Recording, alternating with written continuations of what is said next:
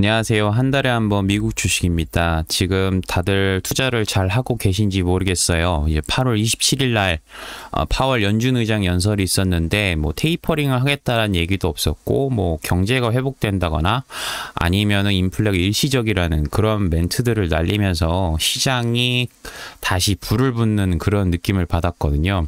그래서 저도 이제 평가 수익이 어느 정도 올라와서 어느 정도 조금 기분이 좋습니다. 아무튼 이번 시간에는 저번 이제 배당 정산할 때 늘 말씀을 드렸던 것 같아요. ETF 상품 읽어주는 남자를 하면 ICLN에 대해서 다루겠다고 말씀을 드렸는데 오늘은 이제 그 시간을 한번 같이 공유해 볼까 합니다.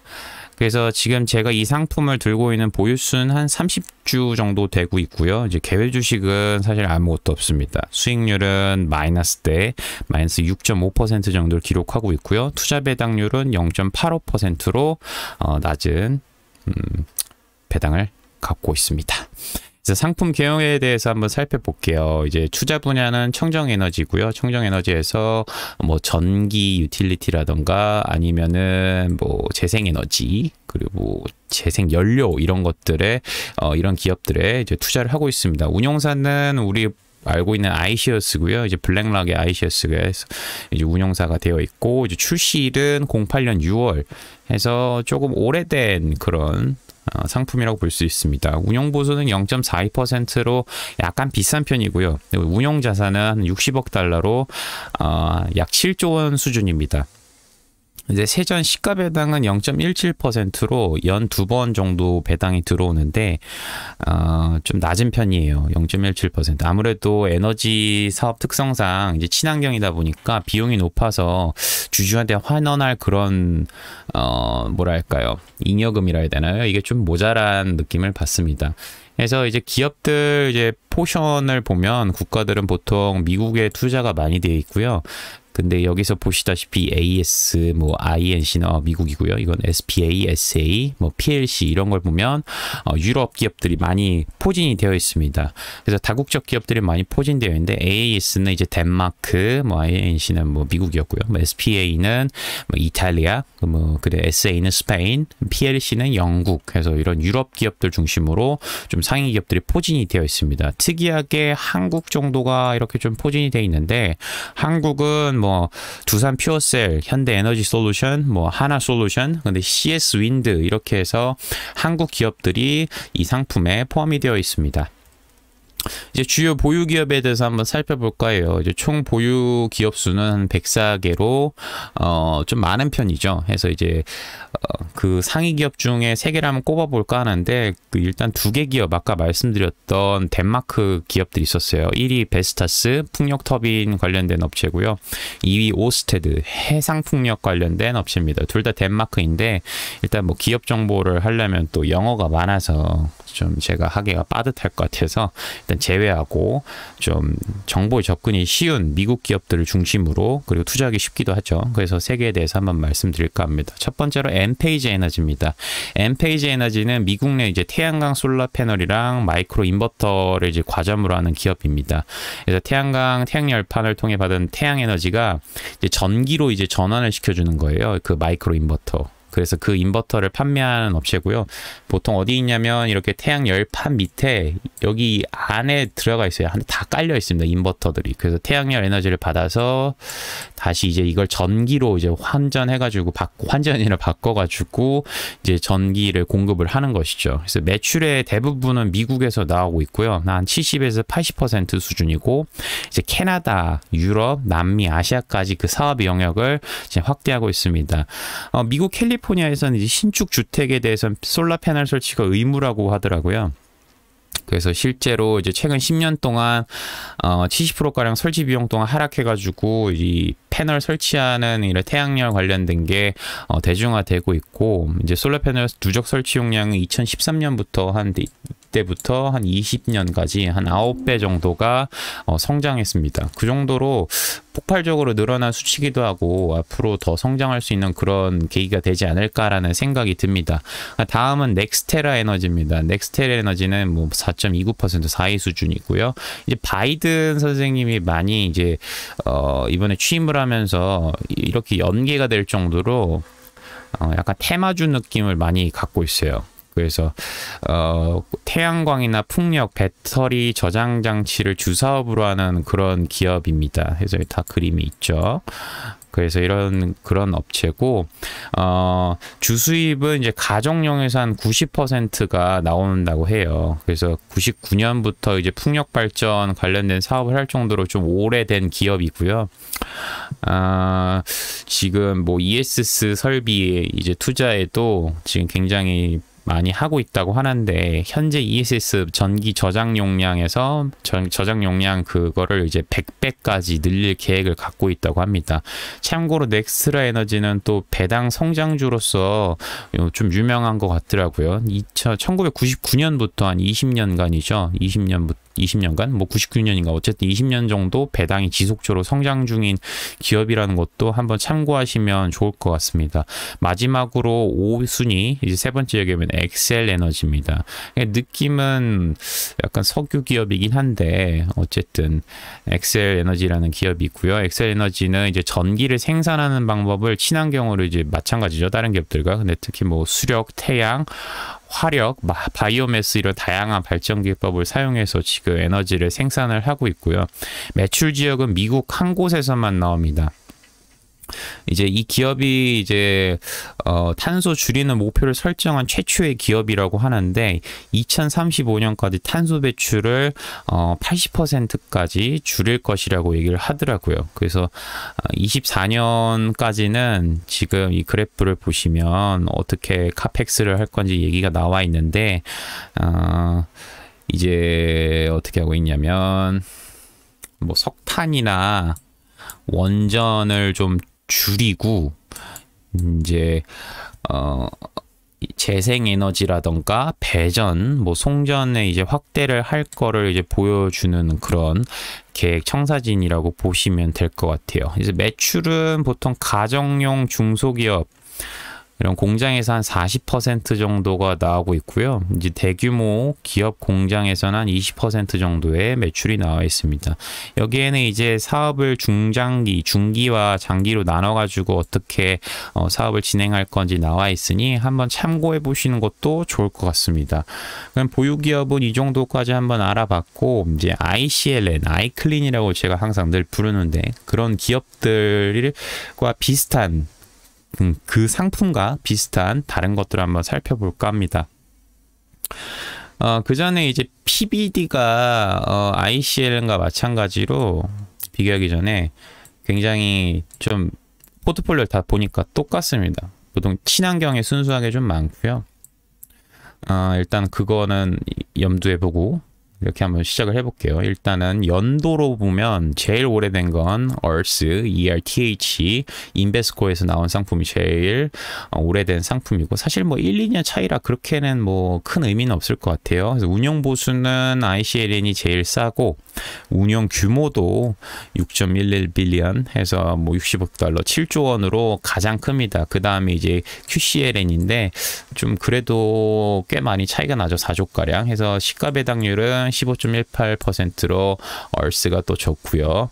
그리고 5년 이제 주가를 봤을 때는 QCLN이 제일 높네요. 그래서 포트폴리오 분산 비교로 봤을 때는 143개로 PBD가 가장 좋은 것으로 확인이 되고 있습니다. 아무래도 기업이 조금 더 넓게 퍼져 있으면 투자하기에는 어느 정도 좀 위험 요소가 가라앉다 보니까 그렇게 되는 거겠죠.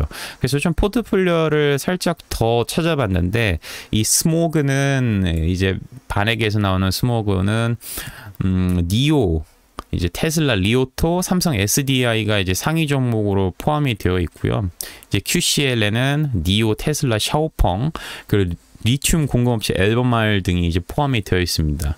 그리고 얼스는 니오, 테슬라, 리오토, 샤오펑, 이제 전기 회사에다가 특이하게 디지털 리얼티라고 해가지고 데이터 센터 리치가 좀 들어있어요. 그러다 보니까 어떻게 보면은 아까 말씀드렸다시피 이제 디지털 리얼티라는 이제 데이터 센터 리치가 들어가서 배당이 조금 높지 않나라는 생각이 듭니다. 그리고 특징을 이렇게 딱 보니까 아까 말씀드렸다시피 PBD랑 ICLN 말고는 여기는 순수한 전기 관련된 회사는 아니에요. 전기차들이 상위 포진되어 있기 때문에 그 점은 한번 한번 유의를 해보셨으면 좋겠습니다. 그래서 다 테슬라가 껴져 있다라는 거는 조금 그렇죠. 뭐 이름 자체가 어쨌든 친환경이긴 하죠. 전기차가. 근데 만약에 나는 전기차보다도 순수하게 전력 생산하는 그런 친환경 에너지 기업을 찾고 싶다 하면 ICLN과 PBD에 한번 집중을 해보시는 게 좋습니다. 그래도 PBD보단 제 생각엔 ICL이 낫지 않나. 무조건 저는 운용 규모와 운용 보수를 중요시하기 때문에 저는 아무튼 ICLN 갈 것 같습니다. 제 개인적인 생각이에요.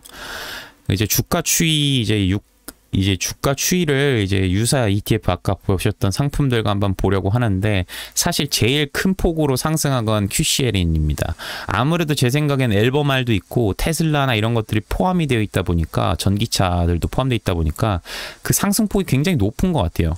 근데 이제 저희가 보고 있는 ICLN은 지금 이렇게 올라갔다가 다시 내려가고 있고요. 그래서 저도 마이너스를 지금 갖고 있고요. 근데 그 이유는 이렇게 길게 표시해 놓은 그 금리 쇼크가 있었잖아요. 그때 이후로 전반적으로 다들 나쁜 상황을 보여주고 있는 것 같아요. 특히나 그거 말고도 최근에 중국에서 요즘에 기업을 데리고 군기를 잡고 있잖아요. 속히 말하면 족치고 있어서 그거에 따른 이제 수익률이 조금 더 나쁘게 나타나지 않았나. 이런 생각이 듭니다. 그럼에도 불구하고 ICLN은 제 생각엔 매력적이지 않나. 일단 운용 보수가 큽니다. 아니 운용 규모가 큽니다, 여러분. 그게 제일 중요한 것 같아요, 제 생각엔. 그리고 ETF 마지막으로 상승 요소와 위험 요소를 한번 살펴볼까 합니다. 예전에는 뭐 매력 요소라고 해서 제가 그렇게 뽑았는데 너무 정신사나운 것 같아서 좀 바꿔봤어요. 이제 상승 요인은 이제 바이든 공약이에요. 우리 선생님도 아까 보셨다시피 이 상품에는 40%가 미국 기업으로 이제 세팅이 되어 있기 때문에 2035년까지 탄소 중립을 달성하겠다는 그런 의지를 표명하고 지금 엄청난 돈을 쏟아 부으려고 하고 있어요. 그리고 나머지는 유럽에도 저희가 이 상품이 많이 포트폴리오 구성되어 있잖아요. EU에서는 또 CO2 배출 규제 제한도 시작하고 있고요. 이거 두 개만 봐도 돈이 좀 많이 들어가겠다, 그 관련 기업들에 그런 생각이 드시지 않습니까? 그리고 최근에 뭐 모든 기업들이 한국에서도 그렇고 ESG 경영 노래를 부르는 것 같아요. 뭐 ESG에서 E가 environmental에서 환경, 사회는 social, 지배구조에서 governance에서 ESG 경영이라고 하는데 그 중에 environmental에서 이제 환경 부분에 대해서 강조가 되고 있기 때문에 좀 좋지 않을까 싶어요. 실제로도 이 기업 ETF 상품을 ETF.com에서 찾아보면 MSCI 평가라는 게 있어요. 거기 보면은 ESG 관련된 평가를 또 하게 되어 있거든요. 이제 A 등급을 이 상품 받게 되는데 어쨌든 그런 것처럼 ESG에 대해서 뭐든지 다 끼워 맞추는 느낌을 좀 받고 있습니다. 그리고 코로나 극복을 위한 경제 회복 산업입니다. 이게 어쨌든 경제를 살리려면 돈이 돌아야 되고 기업에서도 돈을 많이 벌게끔 해주고 좀 지원을 해줘야 되는 게 정부 역할이라고 저는 생각을 하거든요. 그래서 지금 미국 경제도 그렇고 유럽 경제도 그렇고 이제 되살아나려면 뭔가 사업에 투자를 해야 되는데 이제 뉴딜 정책 같은 거죠. 그런 것처럼 이제 에너지 부분에 그런 식으로 투자를 하는 것이 아닌가라는 생각이 듭니다. 그래서 실제로 친환경 시장이 앞으로 5에서 7%까지 2050년까지 뭐 계속 성장한다고 하니까 좀 뭐 유망한 것 같아요. 그리고 제일 중요한 거는 이제 기술 비용 때문에 친환경 에너지가 지금 잘 뭐랄까요, 성장을 못한다 할까요, 활용이 안 되는데 이 기술 비용이 점점 낮아지고 있습니다.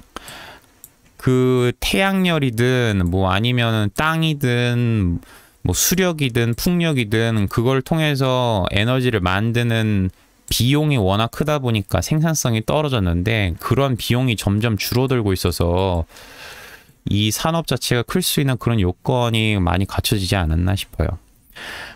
이제 리스크 요인인데요. 딱 두 개 꼽아봤어요. 하나는 금리입니다. 금리.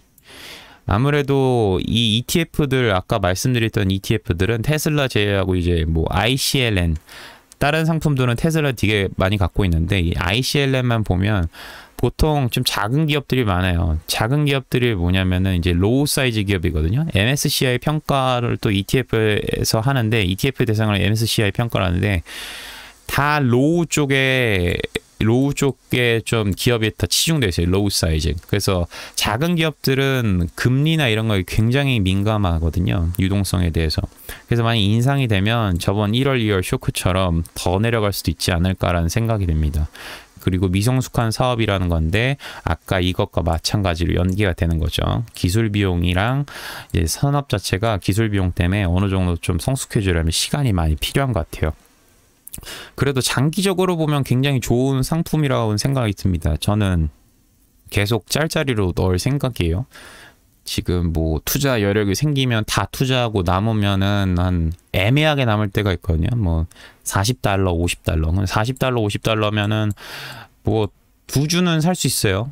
$50 정도 되면은 그런 식으로 해가지고 또 사고 또 배당 나오면 또 사고 아무튼 그런 식으로 계속 채워 나가고 있습니다. 그래서 이 상품에 대해서 한 줄 요약을 하자면 다가올 그리고 피할 수 없는 미래입니다. 친환경은 피할 수가 없어요. 그냥 계속 사는 게 맞지 않나라는 생각이 듭니다. 그래서 저도 지금 목표 주식수는 50주인데 지금 벌써 30주라서 한 100주까지 채워야 되나 그런 생각을 좀 갖고 있어요. 그래도 마이너스이기 때문에 물을 탈까 그런 생각까지도 같이 하고 있습니다. 그럼 여기까지 영상을 같이 한번 상품을 같이 살펴보고 영상 한번 말씀을 드렸는데 영상이 도움이 되셨다면 구독, 좋아요, 알림 설정 꼭 부탁드립니다. 가끔씩 많이 봐주시는 것 같은데 좋아요가 많이 모자라서 조금은 서운해요. 그래서 좀 많은 앞으로도 관심과 그리고 구독도 좋아요도 부탁드리고요. 또 뭐 기타로 상품을 혹시 알고 싶으신 게 있다 하면은 한번 말씀을 주세요. 저도 가지고 있는 상품 말고도 다른 상품도 한번 살펴보면서 진행을 해보도록 하겠습니다. 그러면 오늘 하루도 재밌게 보내시고 다음 시간에 또 재밌는 상품을 찾아서 여러분과 함께 공유하도록 해보겠습니다. 감사합니다.